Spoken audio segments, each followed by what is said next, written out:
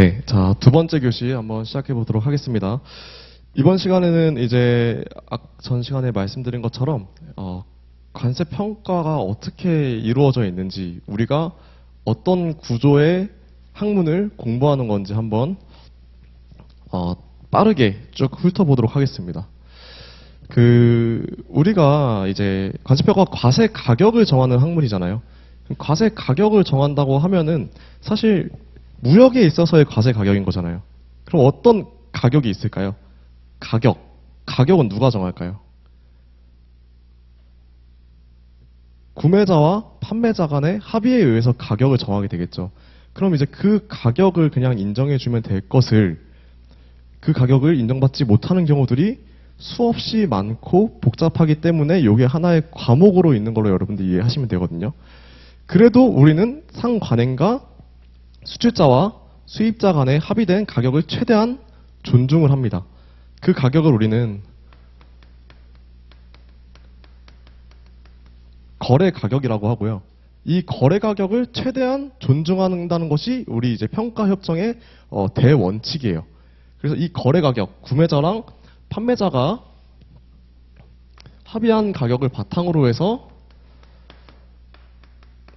과세 가격을 결정한다는 것이 바로 이제 일방법이라고 우리는 계속 얘기를 할 거고, 이 일방법이 여러분들이 이제 공부하는 양의 한 80%에서 85%라고 보시면 됩니다. 근데 이제 수많은 사유로 인해서 일방법이 적용되지 않는 경우가 있을 수 있어요. 그러면은 이제 밑에 이방법이라는 방법으로, 이하 방법으로 내려가고, 이 방법은 뭐냐? 수출자랑 수입자가 합의된 가격을 바탕으로 과세 가격을 결정한 게 아니라, 내가 이 가격에 대해서, 이 지우개에 대해서 합의한 가격이 있는데 그거를 이제 무시한다는 거예요. 무시하고 이 지우개랑 유사한 물품 혹은 동질의 물품인 이 지우개의 가격을 바탕으로 과세 가격을 결정하겠다. 그게 이제 이 방법입니다. 이 방법은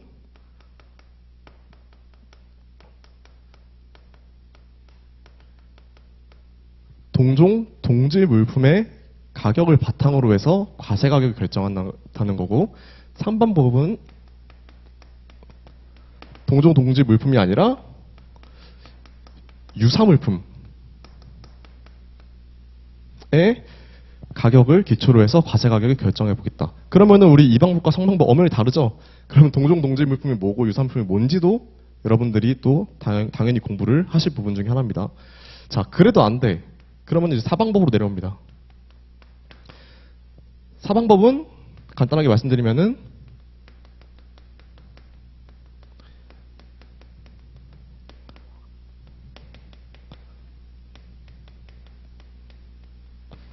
국내 판매 가격을 바탕으로 해서 과세 가격을 산정한다는 거예요. 이거는 뭐냐면은 우리가 이제 CIF주의, 여러분들 CIF는 많이 들어보셨죠? 네, 일명 CIF주의라고 해가지고 요 라인까지의 발생되는 비용을 우리는 여기 발생하는 운임, 물품 가격 이런 거를 다 더해서 이제 과세 가격을 산정하게 되는데, 요 가격이 의미가 없어진 거예요. 사용할 수 없다. 그럼 이제 국내 판매 가격을 바탕으로 역산을 하겠다는 건데, 이게 뭐냐면은 국내에 도착한 이후에 뭐 서울에서 부산으로 판매를 했을 거잖아요. 이때 110원에 팔렸다. 근데 이 안에 보니까 국내 운송비가 10원 정도가 있고, 이때 서울에 있는 수입자가 부산에 있는 국내 구매자에게 판매할 때 이윤을 또 10원 정도 붙였네. 그리고 세금이 또 10원 정도 나왔네. 다 뺐더니 뭐가 나오죠? 80원이 나오죠. 그러면은 이 가격을 이 기준으로 돌려놓는 거예요.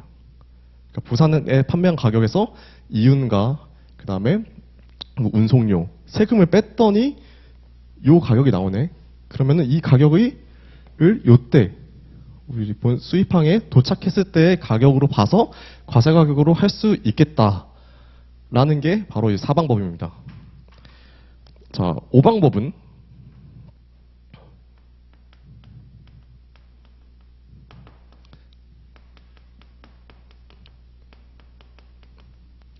산정가격이라고 하는데 뭐냐면은 중국에 있는 이 수출자가 생산했을 때 이 물건을 만들 때, 이 A라는 물건을 만들 때 물품 가격 구성비가 어떻게 되겠어요? 뭐 원가 있을 거고, 자기 뭐 이윤도 있을 거잖아요. 이윤이 있을 거고. 그 다음에 그 우리나라로 수출할 때 운임 발생했을 거죠. 뭐 운임 있을 거고. 이런 거를 다 더해서 이제 요때 가격 기준을 맞추는 거죠. 4방법이랑 5방법 완전 반대죠. 4방법은 우리나라의 가격을 바탕으로 해서 수입항 시점으로 돌려놓는 거. 5방법은 수출자, 즉 수출국의 생산자의 뭐 원가 자료, 이윤이나 운임들을 다 종합해서 요때의 가격으로 맞춰놓는 거. 예. 이렇게 이해하시면 되고, 6방법은 기타 합리적인 방법으로 이해를 하시면 됩니다.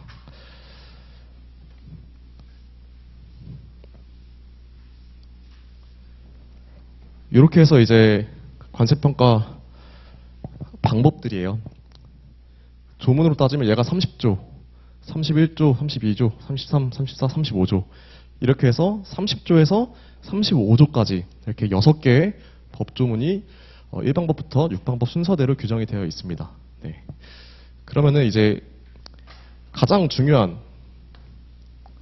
1방법만 빼가지고 한번 틀이 어떻게 되어 있는지 한번 봐볼게요.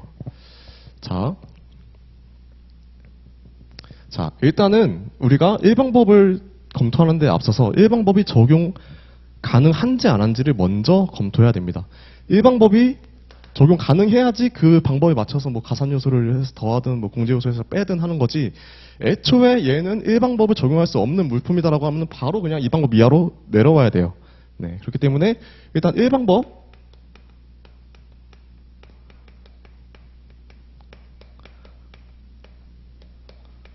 적용 가능 여부를 체크하게 되겠고요.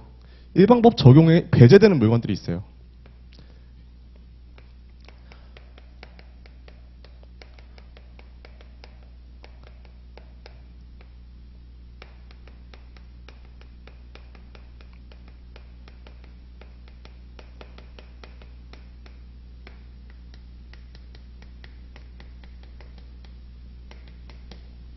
네, 일단은 제가 3개만 썼는데 대표적인 걸로 수출 판매. 그러니까 기본적으로 우리나라에 수출하기 위해 판매된 물품에 대해서 우리가 이제 1방법을 적용을 해야 되는 거거든요. 근데 수출 판매에 해당되지 않는 것들이 있습니다. 예를 들어서 뭐가 있을까요? 물건을 빌려주는 뭐 임대차 계약에 의해서 우리나라로 반입되는 물건. 이거는 판매가 발생했나요? 판매가 발생 안 했죠. 그렇죠? 이렇게 수출 판매에 해당되지 않는 그 7가지 사례가 이제 시행령 17조에 규정이 되어 있어요. 그러니까 여기에 해당되면은 수출 판매에 해당되지 않네. 그러면은 무조건 2방법 이하로. 그 다음에 거래 가격에서 아예 배제되는 사유가 있습니다. 예를 들어서 뭐 이 아이폰을 수입하는데 내가 지정하는 사람한테만 판매해, 국내에서. 이런 조건, 처분 또는 처분에 대한 조건을 단다던가, 아니면은 내가 이 아이폰 너한테 100에 주면은 너가 갖고 있는 뭐 애플 워치 나한테 50에 줘. 이렇게 가격의 왜곡을 발생하는 조건이 있거나, 이런 경우, 혹은 특수관계가 있죠. 특수관계라고 해서 뭐 예를 들어서 요즘에 이제 다국적 기업들 많잖아요. 해외에 이제 본사를 두고 있는 법인의 한국 지사, 그렇죠? 한국 지사에서 수입하는 경우, 이런 경우에는 다 특수관계에 해당되기 때문에 그 특수관계가 가격에 영향을 미쳤거나 뭐 이런 경우들을 거래가격 배제 사유로 해서 4가지를 규정을 하고 있습니다. 예. 역시 여기에 해당되면 또 1방법 적용이 안 되고 2방법 이하로 내려가야 되는 거고. 자, 합리적 의심.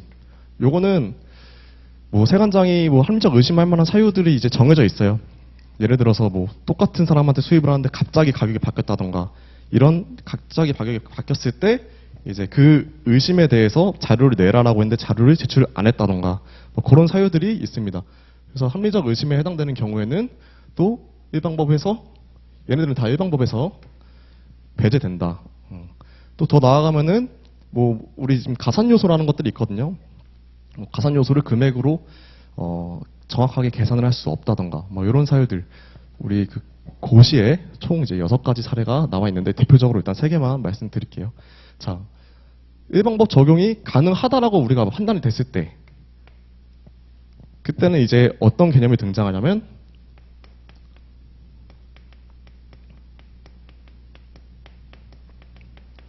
실제 지급 가격이라는 개념이 등장합니다. 우리가 일명 여러분들이 입에 앞으로 닳도록 얘기할 PAPP예요. Price Actually Paid or Payable. 실제로 지급하였거나 지급할 이라는 뜻의 의미를 갖고 있고요. 실제 지급 가격을 바탕으로 해서 우리는 항상 과세 가격을 결정하게 됩니다. 일방법에서. 자, 그러면 이 실제 지급 가격이 어떻게 구성이 되어 있는지 보면은 직접 지급 금액. 이거는 뭐냐면은 수입자가 수출자한테 그냥 돈 주는 거. 100원이면 100원, 뭐 200원이면 200원 이렇게 돈을 직접 송금할 거잖아요. 그 금액을 얘기하는 겁니다. 직접 지급 금액에다가 그 다음에 직접이 있으니까 간접이 있겠죠.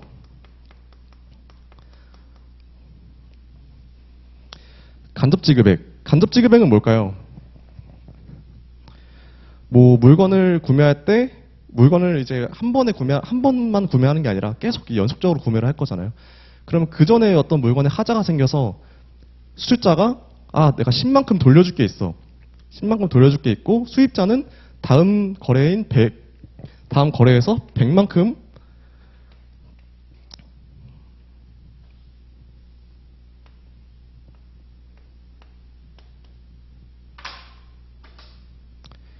수출자가 10만큼 돌려줄 게 있고 수입자는 다음 거래에 100만큼 다시 지급을 할 게 있어요. 그러면은 효율적으로 하기 위해서 뭘 하겠어요? 상계를 치겠죠. 그쵸? 얘 까고 줄 거잖아, 얘한테. 그러면 90만 주겠죠. 그쵸? 그러면 이게 직접 지급이 100이 아니라 90으로 바뀌겠죠. 그럼 뭐가 발생해요? 거래 가격에 왜곡이 발생하죠. 그렇기 때문에 우리는 이 10만큼의 상계를 간접 지급액으로 봅니다. 그래서 이제 이런 간접 지급액 중에 대표적인 게 상계라고 볼 수 있고 되게 많아요. 뭐 수출자가 딴 사람한테 돈 줄 거 있는데 내가 대신 지급한다던가 그런 것들에 대한 비용들을 우리는 간접 지급액이라고 한다. 근데 직접 지급액이 있고 간접 지급액이 있는데 여기서 또 공제 요소라고 해서 또 빼주는 것들이 있습니다. 얘는 뭐냐면은 아까 우리나라로 이제 들어왔잖아요. 우리나라로 들어왔을 때 다시 간략하게 그리면 그 관세 그 기준은 수입항 본선화역 준비 완료 시점이라고 제가 얘기를 했죠. 근데 수입 물품의 가격에 국내 운송비까지 포함이 되어 있는 경우가 있어요. 국내 운송 비용 혹은 국내에서 수입한 물품을 뭐 유지 한마디로 AS 하는데 발생하는 비용들 혹은 수입국 내 우리나라의 세금 혹은 마지막으로 뭐 물건을 구매할 때 구매자가 당장에 돈이 없어서 판매자가 너 조금 그러면은 한 1년 안에만 지급해 라고 양해를 해주는 경우가 있는데 판매자가 바보가 아닌 이상 그에 대한 이자 정도는 받겠죠.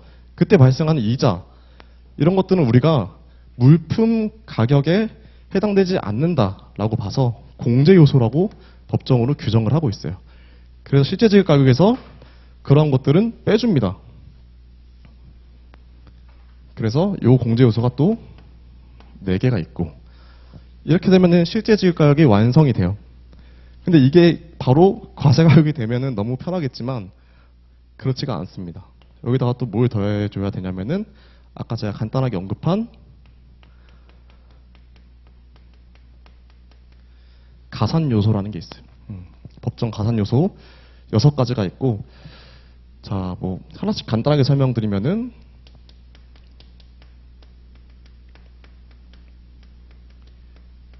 수수료 중개료라고 해서 뭐 수출국에서 판매자를 대리하여 행하는 뭐 용역을 행하는 당사자가 있을 수 있어요. 그때 이제 커미션이 발생할 수 있는데 그 커미션을 구매자가 별도로 지급한다면 그거는 수출국에서 발생하는 용역이기 때문에 우리는 과세 가격에 포함을 시킵니다. 그런 수수료 중개료가 있고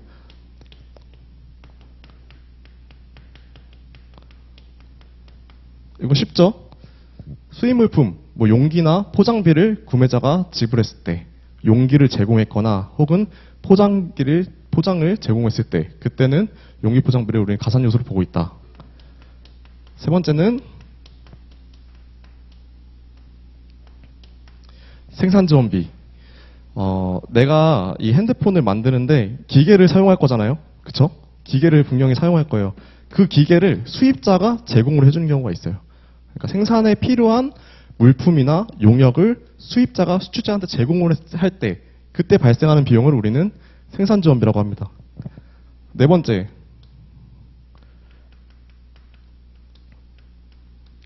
권리 사용료. 뭐 한마디로 라이센스라고 이해를 하시면 되거든요. 특허권, 상표권, 저작권, 디자인권 이런 것들에 의해서 그런 권리를 사용하는 대가로 구매자가 지급하는 비용이 있을 때 그때 권리 사용료는 가산 요소를 본다. 그 다음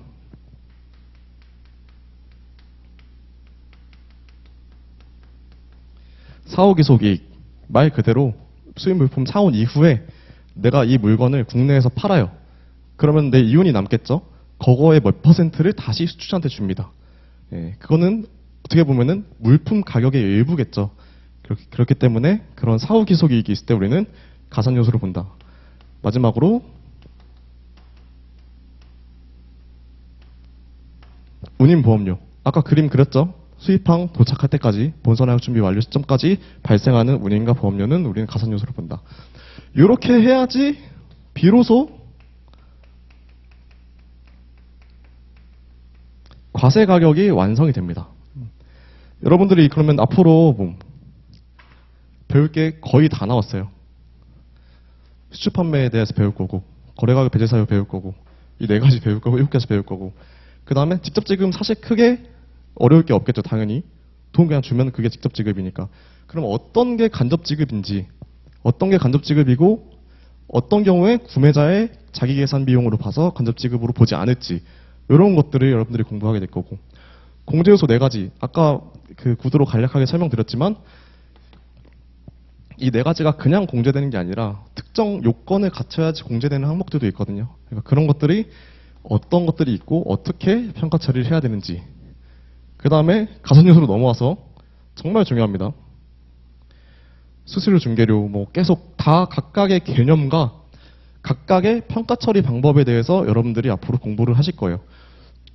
중요한 개념을 말씀드리자면은 시험에 가장 많이 나오는 거는 이 생산지원비, 그 다음에 권리사용료, 그 다음에 이제 운임보험료. 생산지원비랑 권리사용료는 안 나온 해를 찾기가 어려워요. 안 나온 해를 찾기가 어려울 정도로 우리 시험에 빈번하게 출제가 된다라고 여러분들이 보시면 되고, 각각의 조건들이 굉장히 복잡하고 많이 있어요. 얘는 뭐 관련성과 거래 조건성을 충족해야 되고, 얘도 생산지원 요소 뭐 네 가지에 해당돼야 되고, 말로만 대충만 들어도 되게 공부할 게 많다라는 느낌이 오시죠? 네. 앞으로 이 각각의 개념들에 대해서 저랑 같이 이제 공부를 하시면 되겠습니다. 자, 그러면은 이제 대충 흐름을 아셨잖아요. 과세가격 결정 방법도 아셨고 1방법 적용했을 때 어떤 것들을 봐야 되는지 아셨고, 자, 우리가 공부해야 될 내용에 대해서 제가 말씀드렸다면은 우리가 이제 그럼 어떤 거를 공부하게 될지 그 부분을 말씀을 드릴게요. 설명회 때 간략하게 설명드렸었는데, 우린 기본적으로 우리나라에서 뭐 관세 관련된 법은 관세법이겠죠. 관세평가도 아까 말한 그 1방법에서 6방법도 관세법에 규정이 되어 있어요. 그렇기 때문에 관세법을 당연히 공부를 해야 되고, 그 다음에 조금 언급드렸던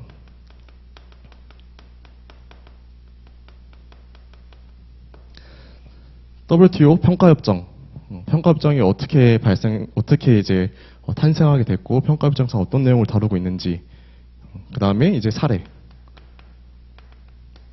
이렇게 법과 협정과 사례를 바탕으로 해서 우리는 얘네들을 다 배우는 거예요.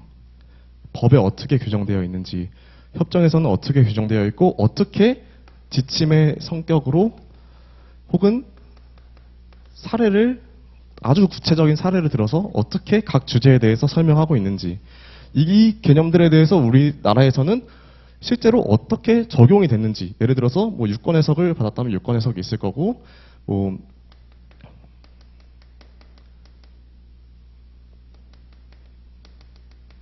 심사 청구나 심판 청구했다면은 그 심판 청구 사례가 있을 거고, 마지막으로 그래도 안 된다면은, 아이고. 법원에서 이제 어떤 판결을 내렸는지까지, 네. 법과 협정과 사례를 통해 이 많은 쟁점들을 우리가 다 공부를 할 계획이다. 시험 문제에는 다 나옵니다. 법을 써라. 아까 보셨죠? 법을 써라. 또 보셨죠? 평가 협정을 바탕으로 해서 써라. 또 보셨죠? 사례는 뭐가 나올지 몰라요. 이게 좀 어려운 부분이에요. 법과 협정은 정해져 있는데 사례는 사실 무수히 많거든요.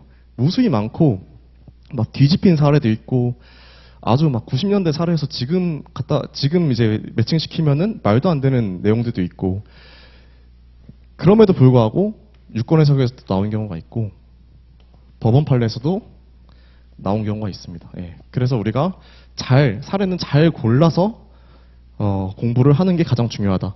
여기서 이제 한 가지 더 말씀드리고 싶은 게 뭐냐면은 여러분들이 이제 평가에 가끔 이제 흥미를 느끼시는 분들이 있어요. 평가 되게 재밌다. 막 어떻게 보면은 논리적인 과목이거든요. 굉장히 논리적이고 합리적인 방법을 근거에 따라서 찾아가는 과목이기 때문에 막 흥미를 너무 느낀 나머지 본인이 막 판례 막 찾아갖고 먼저 보시고 갖고 와서 이거는 왜 이렇게 판단이 됐냐 저렇게 판단이 됐냐라고 말씀하시는 분이 계시거든요. 제발 말씀드리는데 그런 거 하지 마세요. 그런 거 제발 하지 마시고 그냥 제가 드리는 판례 소화하는 것도 힘드실 거예요. 그렇기 때문에 먼저 막 로맨비 같은 데 찾아서 대법원 판례 왜 이렇게 났나요? 대법원 판례가 수없이 많지만 수업 목적에 맞지 않는 것들이 대부분이라고 저는 생각하거든요. 예. 오히려 이제 더 혼란만 가져올 수 있는 판례들도 굉장히 많기 때문에 그런 거 제발 하지 마시고 그런 거는 여러분들 시험 붙은 이후에 관세자가 되시면 얼마든지 할 수 있습니다. 그래서 이런 것들은 좀 주의해 주셨으면 좋겠다. 그리고 여러분들 앞으로 법과 협정, 사례 이렇게 단계적으로 좀 공부를 해 나가실 거다라고 보시면 됩니다. 혹시 여기까지 질문 있으신 분 있으신가요? 질문 편하게 해주세요. 뭐 궁금한 거.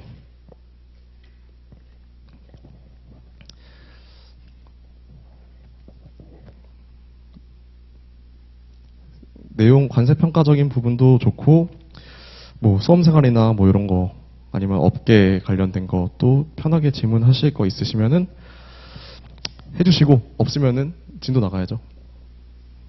없으면은 진도 나가도록 하겠습니다. 질문 없으실까요? 네. 그러면은 진도를 나가보도록 하겠습니다.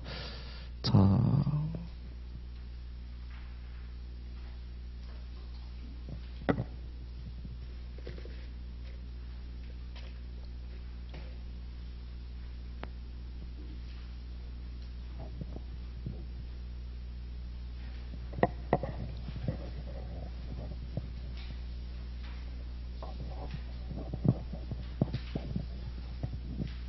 오늘은 이제 총설 부분, 그 다음에 아까 말씀드린 것처럼 WTO가 어떻게 이제 탄생을 하게 됐는지, 어떤 과정을 거쳐서 이제 탄생을 하게 됐는지, 그리고 제가 이 틀에서는 말씀을 안 드렸지만 국제 무역에 있어서 환율이 빠질 수 없는 부분이죠, 당연히.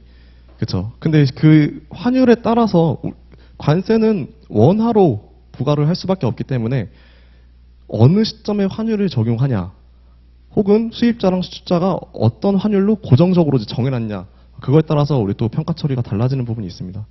그래서 항상 이제 좀 초반에는 평가 총설, 그 다음에 요 WTO 관련된 내용, 그 다음에 이제 환율 정도를 우리가 좀 웜업 한다는 차원에서 좀 보고 있고요.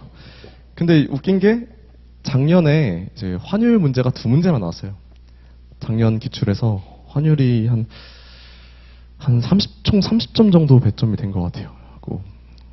환율 문제도 만만치는 않구나. 굉장히 좀 중요도가 있구나. 근데 한편으로는 작년에 그렇게 많이 나왔는데 또 낼 수 있을까? 이런 생각도 들기도 하고 합니다. 네. 어쨌든 들어가 보도록 할게요. 총설 먼저 보겠습니다.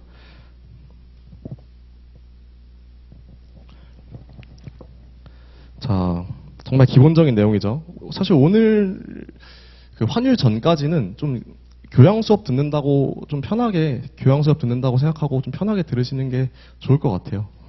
어차피 이게 시험에 뭐 나온다는 개념보다는 좀 관세 평가를 앞으로 공부하는 데 있어서 좀 바탕이 되는 내용들만 오늘은 다룰 거기 때문에 조금 편하게 좀 들어주시면 될 것 같습니다. 자, 관세는 수입품에 부과되는 세금입니다. 네, 다 알죠. 자, 외국 물품을 국내로 반입하기 위하여 뭐 납세 의무자는 일반적으로 수입 신고 및 가격 신고를 해야 된다. 네. 그리고 이때 이 가격 신고를 할 때 우리는 과세 가격을 신고를 하겠죠. 그렇죠? 그 과세 가격을 우리는 정하고 있는 거예요. 그리고 관세는 목적 자체가 세수 확보의 목적도 있지만 이제 국내 산업을 이제 보호하거나 뭐 불공정 무역을 이제 방지하는 수단으로 이제 활용이 되기도 합니다. 자, 그리고 관세액은 과세 표준의 관세율을 곱하여 결정되며, 그렇죠? 관세율은 HS 코드에서 정하고 있고, 그렇죠? 그리고 과세 표준을, 여러분 과세 표준과 과세 가격의 차이 아세요? 자, 잠시만요. 그 동차하시는 분들 1차도 지금 아예 그 수강을 아예 안 된 상태인가요? 수강 1차 과목 안 하신 상태예요? 그러면은 과세 표준이 뭐고 납세 의무자가 뭐고 이런 걸 다 아예 모르시겠네, 그렇죠? 알겠습니다. 자,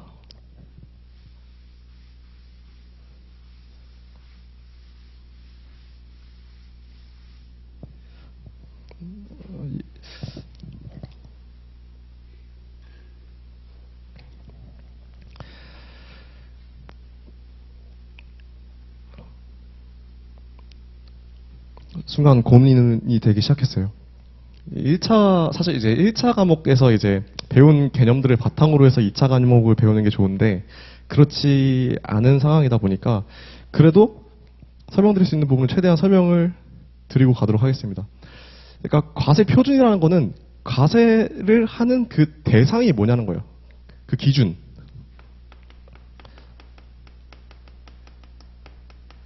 아까 제가 관세액을 과세 가격 곱하기 관세율이라고 했죠. 근데 지금은 또 과세 표준이라고 제가 또 얘기를 하고 있네요. 그렇죠? 그러니까 관세 평가에서는 과세 가격이 맞아요. 왜냐하면은 우리가 일명 종가세랑 종량세라는 개념이 있어요.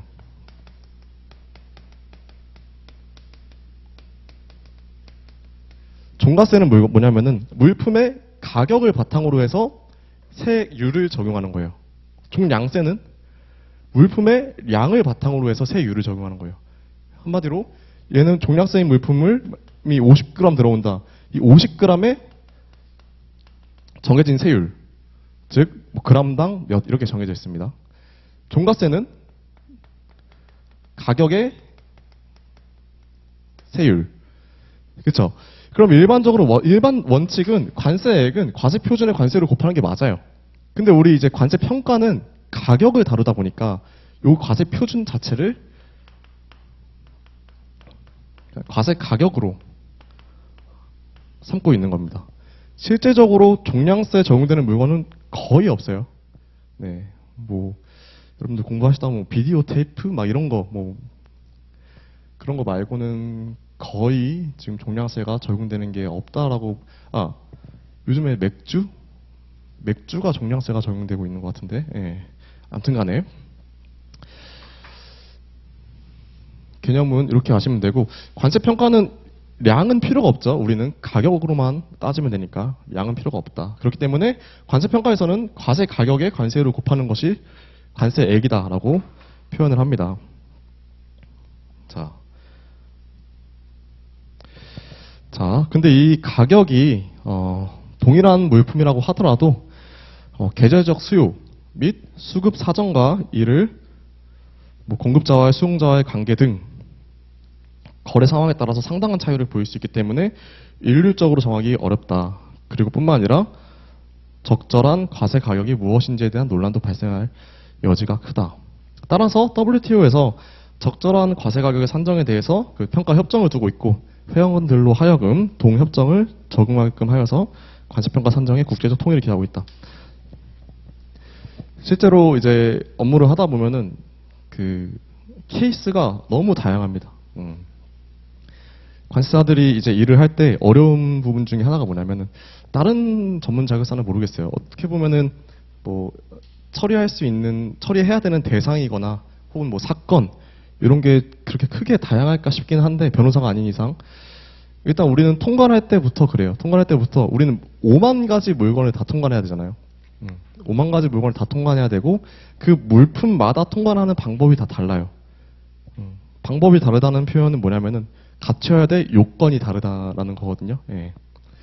그렇기 때문에 정말 이제 수없이 많은 케이스와 물품과 거래처와 그다음에 수많은 국가와 수출할 때는 또 상대국의 상대국의 뭐 상황이나 이런 것도 고려해야 되고 FTA도 마찬가지죠. 상대 국가에 맞게 우리가 FTA 적용해야 되고 하니까 그래서 굉장히 이제 실무적으로 케이스가 많고 그렇게 많다 보니까 관세 평가적으로 있어서도 같은 물건이어도 사실 구매자와 판매자 간의 사이가 좋으면 더 싸게 팔 수 있는 거 아니에요?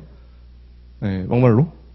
구매자와 판매자가 친하면은 더 싸게 파는 거고 안 친하면은 더 비싸게 파는 거고 또 일반적으로 물건 100개 사는 사람한테 싸게 줄까요? 1개 사는 사람한테 싸게 줄까요? 그렇죠. 물건 100개 사는 사람한테 싸게 주겠죠. 그러면은 그 물품의 단가는 당연히 달라질 수밖에 없습니다. 그런 상황에서 같은 물건이어도 이런 상황에 따라 차이를 보일 수 있기 때문에 이거 국제적으로 통일시키지 않으면 난리 나겠다. 어떤 국가에서는 인정을 해주고 어떤 국가에서 인정 안 해주고 이거 국제적으로 아까 그리고 얘기했지만 잠깐 언급했지만 국내 산업 보호 목적도 있거든요. 그 말이 뭐예요? 우리 국내 산업을 보호하기 위해서 특정 국가에서 뭐 할인 친해서 세일해 주는 거 인정 안 해. 수량 할인, 수량 많이 사가지고 세일해 주는 거 인정 안 해. 특정 국가에서 그렇게 할 수가 있겠죠. 그러면은 국가 간의 무역 마찰로 이어질 수가 있습니다. 예. 그렇기 때문에 이제 WTO에서 이거는 국제적으로 기준을 정해야겠다라고 이제 필요성을 느끼게 된 거고, 그래서 우리 평가 협정이 탄생을 한 거예요. 사실 WTO가 최초로 이런 논의를 한 건 아니고 아주 과거 뭐 40년대부터 이제 이어져 온 건데 지금 남아 있는 게 이제 WTO이기 때문에 제가 WTO라고 말씀을 드리는 겁니다. 이 평가 협정의 뭐 연역에 대해서는 조금 이따가 배울 거니까 여기서는 넘어가도록 하겠습니다. 바로 나오네요.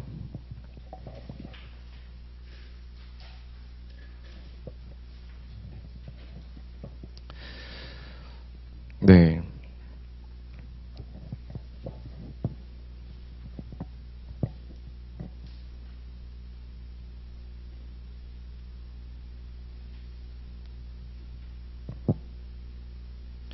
자, 관세평가의 연역 보도록 하겠습니다.